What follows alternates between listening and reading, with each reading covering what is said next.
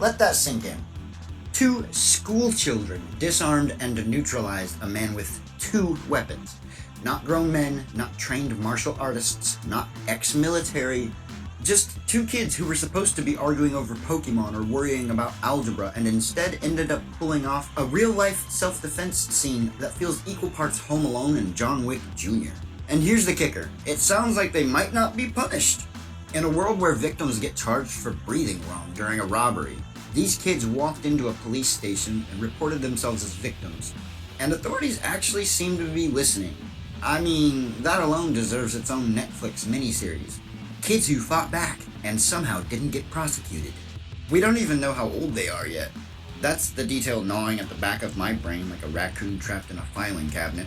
Were these high schoolers with street smarts? Or were they like 12-year-olds who just wanted to watch cartoons before school and instead said, "Not today, Satan"?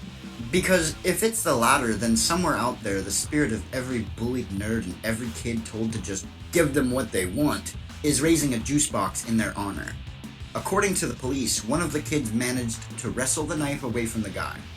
Again, while he had a gun, and then stabbed him 2 or 3 times in the posterior thoracic region, which is fancy talk for he got in the back, and it was deserved. And yes, the man had a criminal record, of course he did. This wasn't his first rodeo, just his last. He managed to stumble away on his bike, leaking karma like a punctured Capri Sun, and finally keeled over a few blocks later. The police followed his blood trail like a GPS from the gods, and found him very much dead and extremely unrobbed. Look, I hate that kids even have to think about life or death situations before 10 a.m. That's a world that's gone wrong.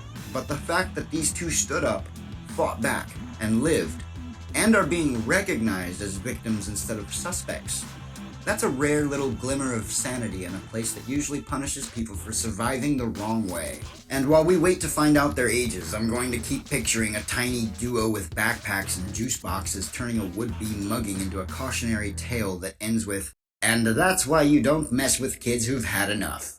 If there's justice in this world, they're legends now. Or at least grounded slightly less than usual.